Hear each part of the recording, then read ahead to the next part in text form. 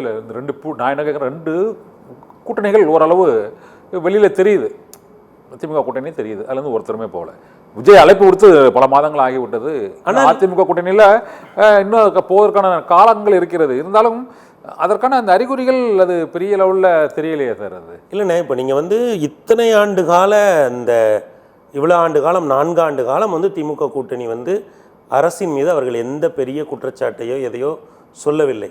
ஆனால் இப்போ பாருங்கள், இப்போ ஒரு 2 மாத காலமாக கூட்டணி கட்சிகளுக்குள் ஒரு சலசலப்பு இருப்பதை நம்மால் உணர முடிகிறது. இப்போ இந்த நிகழ்ச்சிக்கு முன்னால் நமது சத்தியம் டிவியில் சென்ற ஒரு நிகழ்ச்சியில் கூட காங்கிரஸ் கட்சியுடைய தென் மாவட்ட தலைவர் ஒருவர் மிக தீவிரமாக திராவிட முன்னேற்ற கழகத்தை விமர்சித்து தான் பேசிக்கொண்டிருந்த ஒரு நிகழ்ச்சி போய்கொண்டிருந்தது. ஆக அந்த வகையில் இந்த சலசலப்புகள் அல்லது இந்த அதிர்வுகள் ஏன் 2 இப்போ அஇஅதிமுக பாஜக கூட்டணியில் இன்னமும் தேமுதிக அவர்கள் இருப்பதாக சொல்லவில்லை, பாமக இன்னமும் அவர்கள் எங்கே இருக்கிறோம் என்று சொல்லவில்லை. ஏன் சொல்கிறேன் என்றால் இவர்கள் எல்லாம் என்டிஏவாக 2021 தேர்தலை சந்தித்தவர்கள்.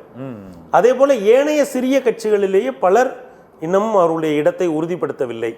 அதே நேரத்தில் அமமுகவும் ஐயா ஓபிஎஸ் அவர்களும் என்டிஏவாக 2024 தேர்தலை சந்தித்தார்கள். அவர்கள் என்டிஏவில் இருப்பதாக சொன்னாலுமே கூட ஐயா பழனிசாமி அவர்கள் என்டிஏவில் தான் இருக்கிறார்களா இல்லையா என்பதை உறுதிப்படுத்த மறுக்கிறார். இப்போ டிடிவி ஓபிஎஸ் பிரச்சாரம் பண்ணுவாங்களா சார்? எடப்பாடி பழனிசாமி முதலமைச்சர் அப்படின்னு கடைசி கட்டத்தில் பிரச்சாரம் பண்ணிடுவாங்க. இல்லை, எல்லாருக்குமே இந்த தேர்தலில் விஜய் ஒரு ஆப்ஷன் நிச்சயமாக வச்சு. ஏன்னா வெவ்வேறு சர்வேக்கள் எடுக்கப்படுது.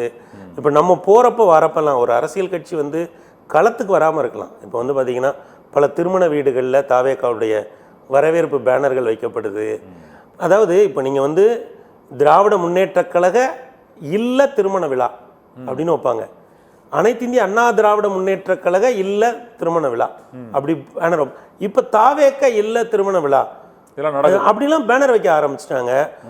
பூத் கமிட்டி போட்டு இது பண்றாங்க, வாக்காளர் பட்டியல் சேர்த்தல் நீக்குதல், அதுல டேபிள் போட்டு உட்கார்றாங்க. அப்புறம் வீடு தேடி அந்த ஆப்பை வச்சு உறுப்பினரா சேர்றீங்கன்னு சொல்றாங்க. இது போக அரசியல் கட்சிகள் வெவ்வேறு சர்வேக்களை தொடர்ந்து எடுத்துட்டே இருக்காங்க. அதுல அவருக்கான அந்த செல்வாக்கு தெரியுது. அதனால ஒரு ஜனநாயக நாட்டில் ஒரு அரசியல் கட்சியினுடைய இருத்தலை நாம் வெவ்வேறு வகைகளில் அளவிட முடியும். அந்த வகையில் இப்படி தேர்தல் நெருங்குகிற இந்த நேரத்தில் இத்தனை பெரிய சலசலப்பு இருப்பது என்பது நிச்சயமாக 2021 தேர்தலில் அனைத்து இந்திய அண்ணா திராவிட முன்னேற்ற கழகம் தலைமையிலான என்டிஏ கூட்டணியில் இருந்த சில கட்சிகளும் திராவிட முன்னேற்ற கழகம் தலைமையில் இந்தியா கூட்டணியில் இருந்த சில கட்சிகளும் நிச்சயமாக ஐயா விஜய் அவர்களை நோக்கி நகர்வதற்கான வாய்ப்பு பிரகாசமாக நகர்ந்தால் இப்போ இது விஜயகாந்த் முதலமைச்சராக முன்னிறுத்தி இடதுசாரிகளும் வைகோ உள்ளிட்ட முக்கிய தலைவர்களும் திருமாவளவனும் உள்ளிட்டவரும் அந்த முன்னிறுத்தினாங்க. விஜயகாந்த் முதலமைச்சராக முன்னிறுத்தி 2016 நிலைமை தான் 2026 ஏற்படுமா? இல்லைண்ணே, ரெண்டுக்குமே ஒரு வித்தியாசம் இருக்குண்ணே. அவங்க வைகோ, திருமாவளவன், அப்புறம் அவர் ஜி ராமகிருஷ்ணன், அப்படியே இந்த சிபிஎம் உள்ளிட்ட பெரிய கட்சிகள்லாம் அரசியலில் பல ஆண்டு காலமாக புட்டம் போட்டு அவங்க வேலை பார்த்த கட்சிகள் எல்லாமே விஜயகாந்தை பூஸ்டப் பண்ணி ஒரு 3வது ஒரு அணியாக நின்னாங்க. அப்போ அதில் ஒரு பெரிய லெவலில் வரல. அடுத்த 10 ஆண்டுகளில் விஜய் தலைமையில் இது போன்ற நீங்கள் கூறுவது போல அதிமுக கூட்டணியிலிருந்து ஒரு சில கட்சிகள் அங்கே போய் ஒரு அணியாக இருந்தால் அது மீண்டும் ஆளும் அரசுக்கு சாதகமாக அமையுமா? இல்லைண்ணே, அது அந்த கால ஐயா விஜயகாந்த் அவர்கள் அது பெரிய லெவலில் இருக்கும் இல்லையா? ஐயா விஜயகாந்த் அவர்கள் இருவரும் தலைவர்களான அம்மா ஜெயலலிதா அவர்களையும் ஐயா கலைஞர் அவர்களையும் எதிர்த்து அரசியல் செய்ய வேண்டிய ஒரு நிர்பந்தம் அவருக்கு ஏற்பட்டது. அவர்கள் இருவருமே தங்களுடைய 40 வயதுகளிலேயே முதல்வர்களாக ஆகிவிட்டார்கள். கட்சி அவர்களுடைய கட்டுப்பாட்டில் வந்துவிட்டது. அவர்களுக்கு நீண்டகால அரசியல் அனுபவம். தேசிய அரசியலில் ஏறக்குறைய இவர்களுடைய காலகட்டம்தான் தேசிய அரசியலில் காங்கிரஸ் விழுந்து பாஜக எழுந்த காலம். அதனால் 1989 தமிழக அரசியல் அம்மா ஜெயலலிதா எதிர் ஐயா கலைஞர்னு மாறுகிற காலகட்டத்தில் மத்தியில் கூட்டணி அரசு வருது.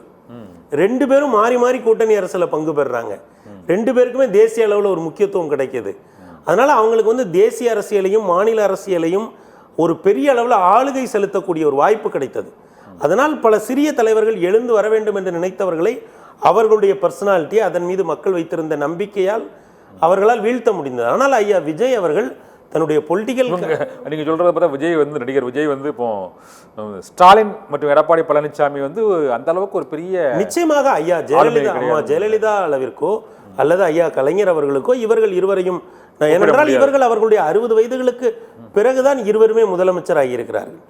அதை நாம் புரிந்து கொள்ள வேண்டும். பிறகு கட்சி முழுமையாக இவர்களுடைய கட்டுப்பாட்டுக்குள் வந்தது என்பதெல்லாம் 60 வயதுகளுக்கு பிறகுதான். அவர்கள் இருவருமே அந்த கட்சியில் முக்கியமான இடத்தில் இருந்திருக்கலாம். ஆனாலுமே கூட நீங்கள் அம்மா ஜெயலலிதா அவர்களுக்கு கிடைத்த வாய்ப்போ ஐயா கலைஞர் அவர்களுக்கு கிடைத்த வாய்ப்போ இவர்கள் இருவருக்கும் ஆட்சி அதிகாரத்திலோ கட்சி மட்டத்திலோ அல்லது தேசிய அரசியலிலோ பெரிய அளவில் கிடைக்கவில்லை. இன்னைக்கு இவங்க 2 பேரும் இங்கே இருந்தாலுமே கூட தேசிய கூட்டணியில் இவங்க 2 பேரும் வந்து 2 அமைச்சர்களை அங்கே அனுப்பி அந்த கூட்டத்துக்கு போய் வர்ற அளவுக்கு இவங்களுக்கு அந்த வாய்ப்பு கிடைக்கல. இந்தியா கூட்டணி ஜெயிக்கலையே அவங்க இல்ல இப்போ அவங்களுக்கு அந்த வாய்ப்பு கிடைக்கல. அரசியல்ல வாய்ப்புங்கிறது தானே முக்கியம். யார் வேணா வரலாம். ஆனால் கட்சி அப்படியே தானே சார் இருக்கு. இல்ல அந்த திமுகவுக்கான வாக்கு அப்படியே தான் இருக்கு, ஏடிஎம்கேக்கான வாக்கு அப்படியே தான் இருக்கு. நீங்க சொல்றது தலைமை அதாவது தலைமை வாக்கு ஒன்றும் பெரிய அளவுல இல்ல சார். தலைமை அப்படியே இருக்கிற பொழுது அப்ப இதெல்லாம் எப்படி ஒர்க் ஆகுதுங்கிறத நம்ம 2026ல பார்க்க முடியும்.